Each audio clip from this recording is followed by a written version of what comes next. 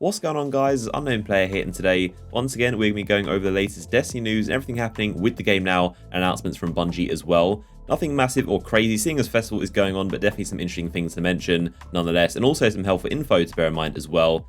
So they did their usual cryptic vague tease like they normally do. They said, we're not done yet, there are still some more unknowns to make known this year. So maybe that means they've got some surprise events or maybe updates for us later on in the year. Obviously not expansions, but there could be some kind of small things happening that we don't know about. And the fact they call them unknowns makes me think they might be referring to something else other than challenge mode or the winter event or SRL, because you already know what those are and we know they're on the way. So maybe they're talking about some other surprise they've got in store for us.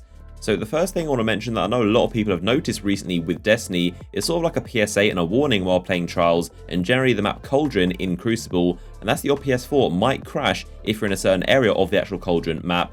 Of course, it's this week's Trials map, so that makes it a lot more important that your PS4 doesn't crash on you, but apparently it can occur in Control as well. It's just a bug that relates only on the Cauldron map, but sometimes being in this spot right here can cause your PS4 to crash, and the game will still be running. Your PS4 basically just goes unresponsive, your controllers do nothing, and other controllers don't work, and you get no sound as well. It's a really strange bug that basically just crashes your system and makes it unresponsive. This happened to me in one of my Trials runs on this map this weekend, which you might have seen in yesterday's video. I got loads of comments and tweets from you guys saying this happened to you as well in the exact same spot, so I have no idea what caused it. I'd imagine Bungie are aware of it by now and possibly working on fixing it, but it's something to do with being outside this door and running or jumping across this weird object thing. Of course, it's only a PS4 thing, so Xbox don't have to worry, but do be aware, possibly running and jumping across this thing might actually crash your PS4 and cause your game to freeze, and you might lose your mercy like I did. If you want to see the highlights run where my PS4 actually crashed in the run, I'll link the video in the description. You can see me reacting to my PS4 crashing on my 7th win, and I lost my mercy, which is definitely not fun, but I'll link that video in the description if you want to see it.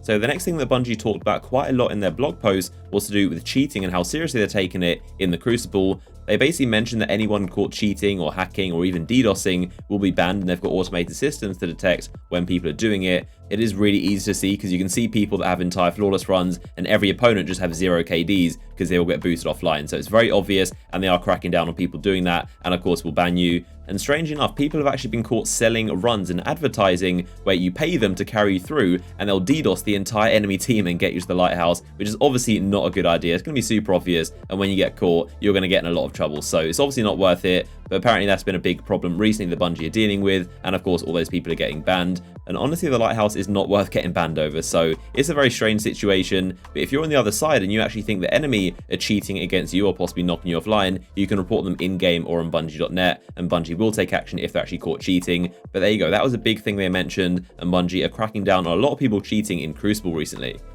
So the next thing Bungie announced on a lighter note is that they launched a creation contest where basically if you put on a Festival of the Lost mask and remove the hard and take cool screenshot that is really like entertaining or cool looking, if you submit it to Bungie on their creation page, every single day they're picking a winner, and their screenshot will get tweeted out by Bungie, and they'll also give you the Resurrectionist emblem, as you can see right here, which is pretty rare. The only other way to obtain this emblem is by buying something in the Festival of the Lost section of the Bungie store. So that is a way to have a chance to obtain this emblem, and the competition is going to be running until the duration of Festival of the Lost. And here you can see some of the examples of screenshots. Some of them are winners of recent days and others are really popular on the creations page.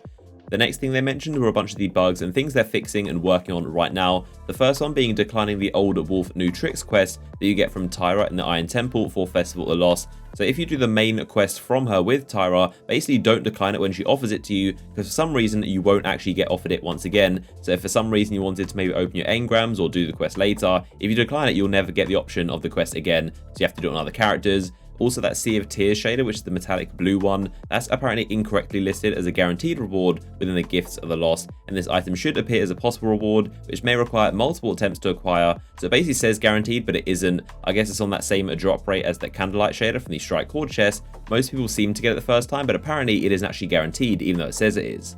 They're also looking into reports that apparently the Frames Honor emblem is not being rewarded to some players in the Master Plan quest. They're also looking into Siva keys being created by combining the fragments, and apparently those are going to the Postmaster even though you've got free space in your inventory. And the final thing they're looking into is apparently an issue preventing some players from getting the trophy, achievement and emblem when you attune all 8 artifacts. So those should be fixed in the next update or hotfix. Now, the final thing I want to talk about is actually a behind-the-scenes look at how those Seaver-infected Iron Lords were created that we face in the final Rise of Iron campaign mission.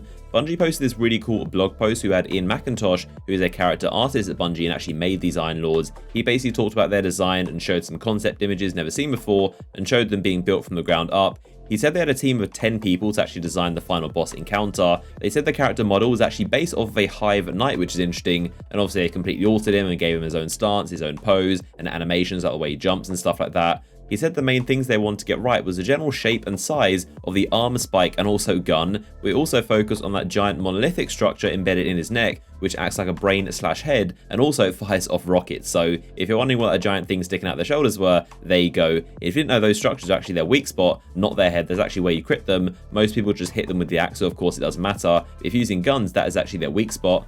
They also showed images of the Seaver tearing through their flesh and giving you the impression that Seaver is growing inside their bodies and stretching them out to be larger than normal. That's why they're so big. He also took the armor from Iron Banner and Iron Lord sets to make them look all broken and torn apart. And apparently designing the Seaver wires around him was the most time consuming and difficult process. And then after that, it was of course the helmet and the glowing eyes for the finishing touches, which of course resulted in the final product being this giant monstrosity that we see right now and face in the final mission. I'm hoping that Bungie do these kind of blog posts a lot more often, because it is really cool to see what goes into building enemies like this and actually understand how they're made. I would love to see a design process for Axis, the final raid boss, and why he has spider legs and why he is the way he is and how he came to be exactly. I think that'd be really interesting. It's really cool to see that these enemies are actually completely brand new, something we've never ever seen before, and I'd imagine this team is right now hard at work on Destiny 2 and maybe making new enemies for that as well. But there you go, pretty cool insight and look at the development process for Destiny and kind of a behind the scenes look, which I always find interesting. I thought you guys might as well. Leave your thoughts down below in the comment section of everything I've mentioned, and as always, a like rating would be much appreciated.